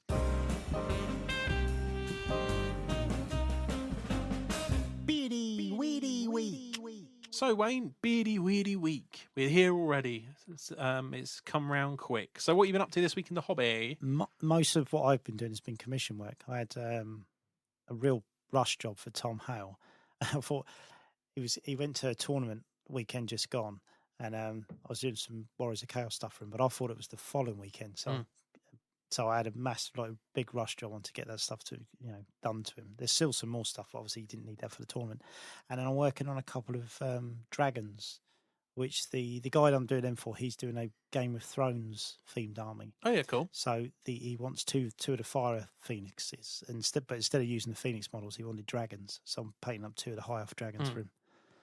Yes, I've been really busy with that lately. I haven't done anything more on the Orcs and Goblins. No, you've been a bit quiet on the old Twitter. Is that because you've been out lumping stuff in the garden? Yeah, I've been working on my garden, so I've been really, really busy with that. That's all finished now. And then I've had this commission work, so I've been busy with that. And then I'm there's some stuff I need to get finished with the Skaven, but I haven't managed to get near that yet. So you mentioned it briefly. You're thinking of Blood and Glory. We were attending the Bad Dice event. Yeah. You're thinking Skaven now. You were talking about Throt. Have you got enough banners in there, though? No, not really. I mean, I've tried to work. I mean, I've got a BSB. I've got a unit Clan Rats. Obviously, the banner there. And that's pretty much it, because the list I want to take for it to theme it properly, to have it as a proper Moulder army, there's not a great deal of banners in there. I mean, the only other way I can do it if I change the list is by putting the unit of Storm Vermin in. Can you put 2 units of 10 Plague Models in? Don't really Keeps fit the theme. Just paint them the same. It'd be fine. Yeah, I could do, but no, that's not really going to work. I mean, at the moment, I'm running 12 Rat Ogres in one block with Packmaster Skrill in it. Skrill Nordtooth. That was really good against.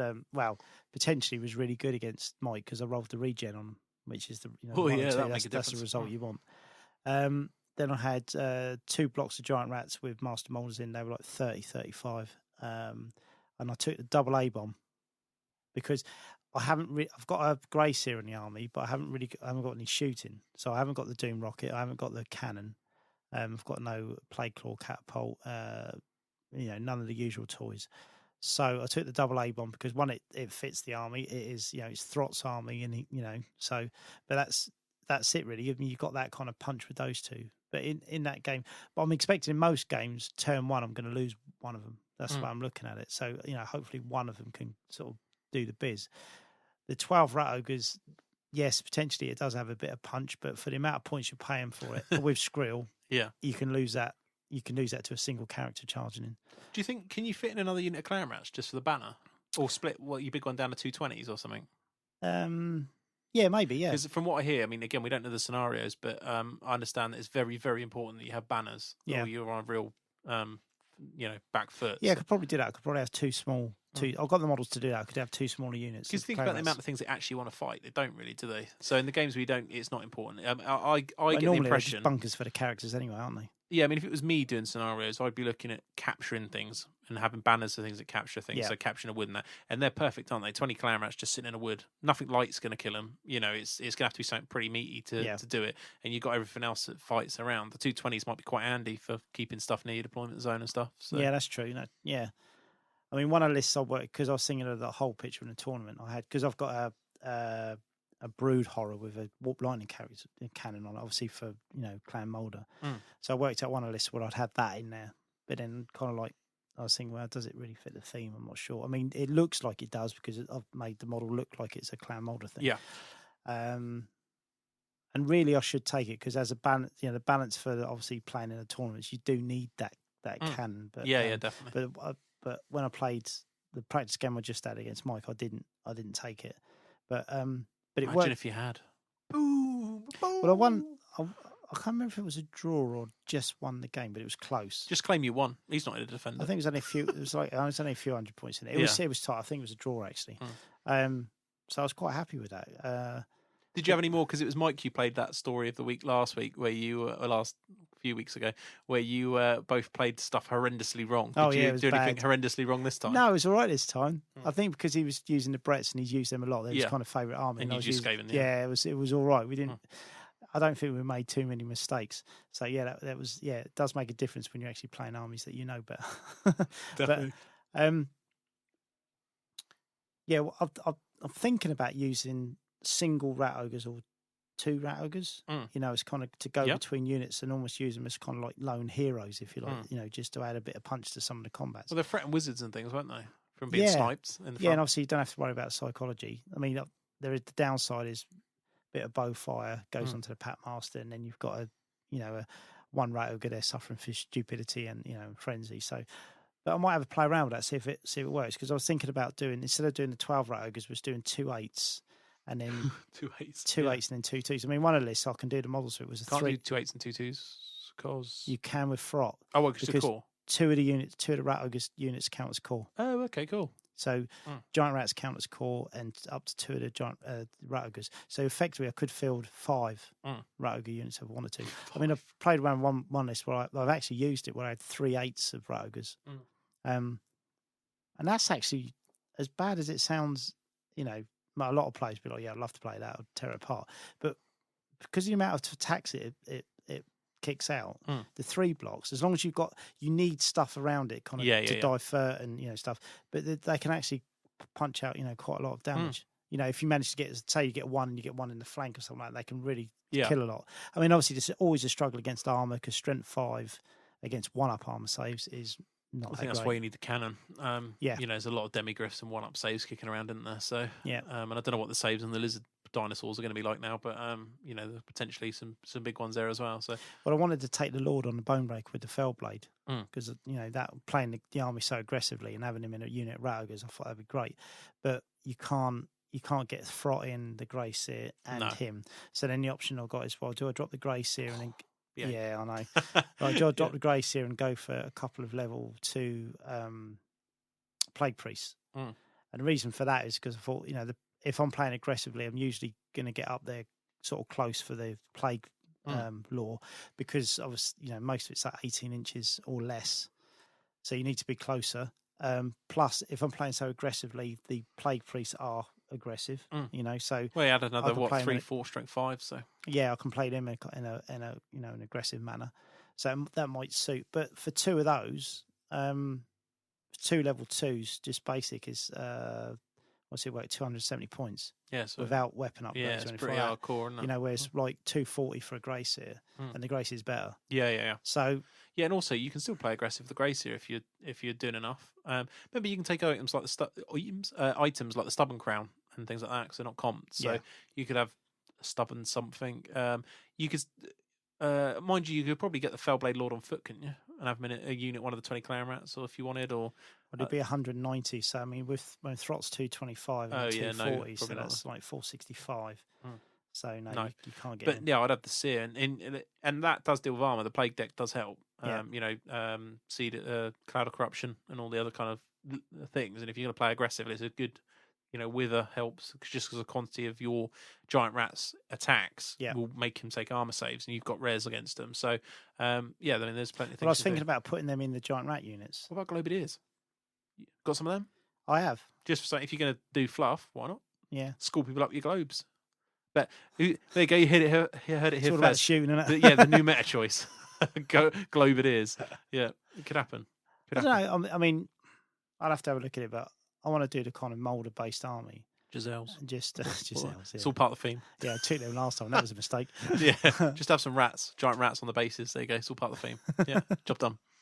Yeah. But I mean, I think I think it'll make for good games because I think the opponents are going to like playing it because it's a different it's a different scaling list and it doesn't play like the Bell list. No, I'd like the 20 points. It'd be good. Yeah. Yep.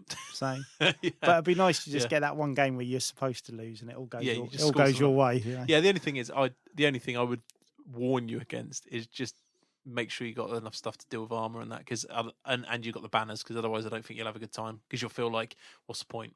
You'll get there and you won't have enough banners. You'll be 500, 600 down or whatever they're going to do with it. And then someone runs stuff that's one up saves at you and you're like, oh, I've got nothing that could kill it. Whereas if you've got the toys, you'll be fine. Yeah. It'd be fun. We'll see. I mean, I've got got time to get a few games in and work something out. But, beauty of the Skaven book is there's plenty of options. Yeah, there is. It's a good book. And I'm interested to see how this tournament, no comp, but with this whole, we don't know what the banner situation is, this whole thing. You've been told you need it, told you might need to capture a watchtower, this kind of stuff. Yeah. What it does to people's builds, because the whole, taking the Empire that I'm playing, the whole, double, triple demis and all the big things does nothing when you need to capture a watchtower. You need infantry and it really impacts the build. So I love sensor bearers for watchtower. There you go. There's another sensor bearers. I think you just need to throw the front theme out. Take it, but make sure you still pack it with other stuff. You don't need to be pure molded, do you? Unless you're doing double A bomb. That's what I took. That's what I had against Mike. Oh, is it? Yeah, you double A bomb. over that. Yeah. I said that. I must have missed it. Oh, that's fine then. I said I lost one in the first turn. Yeah, you just put them into the demigriffs. Yeah. Yeah, the double A bomb, obviously, because you've got I've got the 2 big blocks of giant rats, I've got the big block of rat ogres, and then the 2 A bombs. Sounds good to me. Yeah. Yeah. And then at the back, obviously, sulking at the back, I've got the unit of clan rats with Frot and Grey Seer and the BSB and yeah. Well, there you go. Another reason to have 220s. You can hop between the two. Split your risk. Yeah, I just have to play around with the list a bit, I think. Yeah, good. Sounds good. For me, I have just got back from holiday. My first holiday in 6 years or whatever, so it's interesting. And I am trying to paint the lizardmen I've got in front of me. So because I worked out, even for Blood and Glory, I need to paint. I think I said this in the last show. I need to paint skinks because I've got blowpipe ones and things, but actual ranked cohort ones, I haven't actually got that many. Yeah. And I need banners, and I can't see them not being able to take banners. So yes, I will have a unit of Saurus probably or something. I just like them, whether they're good or not. I will probably have one. So you're going to have like 3 10s, are you, with banners on the baseline? Well, in 7th, I used to run 2 10s, but yeah. I could do. No, I'd say. Oh, you mean Skinks or the Saurus? You're on about Skinks. Oh, I used to have Tensosaurus in 7th, but no, Skinks. Yeah, I'll just have 2. I'll probably have 2. Again, if it's about capturing woods and you want flexible armies, I think they're perfect. They're like 50, 60 points, presuming they stay roughly the same. Imagine if they've gone down a point and they're only 4 points. Think how many then? It'd be great. So, great, more skinks. More skinks. Look for forward javelins. to that. That's what I'm painting at the minute. I'm just painting that, and then I've got to do a load of movement trays.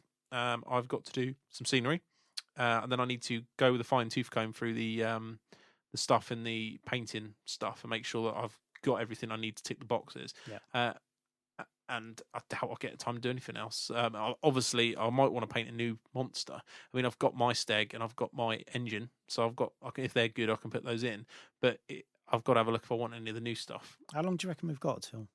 Not long. I mean, ETC's next weekend, so then it's what? Let's see. We could probably work this out. Yes, it's about 6 weeks, I think. Looking at the calendar, so 6 weeks to do whatever you got to do. So I'm looking at that, thinking. It's probably about as much as I lose a week because of ETC. So we're talking, for me, it's about 5 weeks. We've got maybe the Pompey Pillage in the middle of that as well. Yep. So 4 weeks, bit tight. I might just get 20 skinks and the movement trays done by then. So, but I'm looking forward to it. And with the Lizard book, the way it's coming out, I'm not sure what I'll need to paint up. I really don't. I've got Temple Guard, but they're not painted. So if Temple Guard are really good, I've got to paint them. But I've also got a lot of stuff that I wasn't using. I've got 5 Saurus Cav. I've got stuff like that. I'd be tempted at a tournament that requires flexibility to use 5 Saurus Cav with a banner because it's another banner. And again, they're not a rubbish unit, are they? They're just not optimal, and I like them. Yep. So it might be that I forego trying to do anything major competitive wise and just take what I want to take. It's not going to be a rubbish list, whatever is it. It's just not going to be cutting edge sort of podium-y type list, which is what happened to me at Sheffield. It was a good list, solid, but it had a bad matchup that it got absolutely tanked in. So it might be the same thing. But yeah, looking forward to that. It should be good. So that's my plan really, is get that done. I've got to record some saucy content for you guys. We've had some stuff come up recently, but with ETC coming up, I'm going to be doing a lot of editing, aren't I? they're going to be taking the recorder with me, and getting through some editing of things mainly for the Saucy, but also I want to do an ETC coverage show as well. That I'm hoping to fill with interviews. There's tons of people going, so if you are going to the ETC, hit me up. I'm very interested in talking to you guys when we're out there, as I always am, with a bit of recorder and how we're going. So yeah, that's really been my beady weedy week. I've been on a holiday, played a couple of games with the Empire, which is great. As I say, I got one more domestic game with the Empire, and then it's Lizard time when I get back from ETC. It's absolute golden timing because there's no time between the book comes out and I'm traveling on Tuesday. So I've got no time to think, oh my God, should I be practicing my Empire or should I be doing it? There's no time. I'm at ETC. I'm practicing the Empire. I've got my book in hand all of the week of ETC. I can chat. Jack Armstrong will be there. Go back to chatting to him about what he thinks is filth and, looking at lists. And then I've got that to play with in the next few tournaments. But the only thing that will stress me out is if I work out that I need to paint a load of the new stuff. If I need 2 Troglodons or something like that. I don't think I will. I honestly can't see it, but I think I got the core of the army there. But, it might be that I need to paint some of those Rippers. It might be, say, 12 Ripperdactyls or whatever they're called. It suddenly become filth. It might be tempting to suddenly go, I'm going to paint 12 of these. But I'm not that kind of... with Lizards, I've never been that kind of gamer. Even when I could take all skinks, I've never taken all skinks. So... it's I'm sure I'll still just add to it nicely as we're going and see what works and it's a solid army either way, isn't it? And I like Saurus. I don't know what else to say. I like them. Even if I think armies just always look better with an infantry block in them of some description. Yeah, well, even in 7th... Makes them look like an army. Yeah, even in 7th I had 2 units of 10. I just liked them. I liked the fact they had... I've always been a fan of static resolution. I like banner rank. Yeah. And even in 7th, I liked having something like that in the army. And part of the reason the Empire, I went back from pure knights to having a deep block is I like that whole res business. And the Lizardmen can do it really well as well. So, yeah, looking forward to that. And also, I'm looking forward to seeing if you can do some quirky builds, life magic and stuff. It depends. There's no real details on the slan, so we're not really sure what can happen, but I'm sure we'll find out in the next few days. So yeah, all exciting stuff. So anything else that happened to you in the week, Wayne? No, I've not done anything for myself, which is unusual. So no, it's because you've been at home and not at work. Yeah, no, with the school holidays and that, you just get told what to do. Yeah, either by the missus or the kids. Hopefully next week I'll get back onto something that I want to do. No worries. Well, that's it then. Time to start saying goodbye to all. Hopefully you've enjoyed the show. If you've got any feedback on what you think is a good game of Warhammer and you're not one of the millions of people that posted on Twitter, feel free to come and look at our forums, heelanhammer.com. Click on the forums tab. If you're new to the forums and you haven't register and then drop me an email to make sure I activate your account. Otherwise you will get tied up with the spammers. Make sure you visit our sponsor, oddgames.co.uk. All the pre-orders are there. You can order your lizard filth that you need from there, or lizard fluff, depending how you look at it. The ETC is next week, so make sure you're following me at Heelanhammer on Twitter. There'll be several other people tweeting, I'm sure, as well. It'd be very, very easy if you're on Twitter to find the people. I quite often retweet other people as well. And, you found Wayne, it's very easy to start knowing who to follow once you follow a couple of people. So at Heelanhammer, make sure you follow me for your ETC tweets. We're presuming, as it's Serbia, I've not really know much about Serbia, that I'm going to have a signal to be able to tweet, but that is the plan. Long-term listeners will know that we have a segment called Show Us Your Tips, and we need your tips. So anything, it can be really one-liners. I use this. I don't use green stuff. I use this because you can get it from here. Those kind of things we want. So any little hobby tips, and it's mainly hobby tips, not really too interested gaming ones. Hobby tips, please send them in. Dan@heelanhammer.com is the email address, or post on the forum, and we will pick them up. Make sure you get those in. Saucy section is there. The Super Awesome Wargamers Club is gone. At the end of this month, at the end of August, it goes up to its full price of £18. So you still get it for £9. Loads of people have. Thanks very much for your support. It helps going into things like buying Wayne a chair, and he's very happy about it. So keep those going. There's normally 2 shows a month on there. There's a little gap this month in July where there's only been 1, but then we've got ETC, so there's going to be a load. So bear with that. But tons of stuff, and obviously the entire show archive that we've ever done. We're on show 90 now, so work that out in hours, and there's a lot of hours of art, dulcet tones. You can email your listener questions. If you've got questions that you want us to cover on the show, please let us know. You can do that on Twitter or via the email and we'll pick them up. We're not really interested in rules queries. They change, FAQs come out, they're subjective, whatever. We're not really bothered about rules queries. But if you've got topics you want to cover, or you've got a general question of should I collect this army, tell me about it, or anything like that, send it in and we will look at it. Finally, iTunes reviews. Make sure if you love the show and you subscribe through iTunes that you drop us a review on there. It helps us move up the charts, keeps new listeners able to see us, really, and we'll be very, very grateful. That's about it from me. Wayne, anything from you? Can I just say as a final thing, very happy to receive my dice bag. Annie's made us 2 very nice dice bags. Annie's the dice bag lady on Twitter. Yes, and Facebook, I believe. And Facebook, yes. And we've got 2 Heelanhammer dice bags. Very nice too. Yes, I was very impressed by those, actually. I really wasn't sure what to expect. You think crocheted dice bag, how's it going to go? But yeah, really cool, aren't they? Yeah. Spot on colours as well. I'm really looking forward to supporting mine around the ETC. Yep, she's done a really, really good job on them. So hopefully, get out there, people. Get your dice bags. Yeah. If you want any design, I've seen loads of different pictures of stuff she's worked on, and they're all very, very good. Yeah, they are. I think she's got a lot of very happy customers. Definitely. So get a hold of her, and I think she can do pretty much any design you want. Yeah, I think so. I think it's at the Dice Bag Lady, or just search Dice Bag Lady on Facebook and hit her up with that. Very nice. Can't say much more than that, really. I've got my new dice, which I play games with. I'm going to put them in my little dice bag. It's great. It's better than I've got a polythene bag at the minute that keeps getting holes in. But obviously, where these are like crocheted, the corners of the templates will just go through the thing. When I go home this evening, in a few minutes, when I go home, I shall put my dice straight into my new bag. So there you go. There you go. Put your club dice in there. Good man. Okay. No need for that, Dan. Brilliant. Right, guys. Hopefully you've enjoyed it. As always, let us know what your thoughts are, and I will see you after the ETC.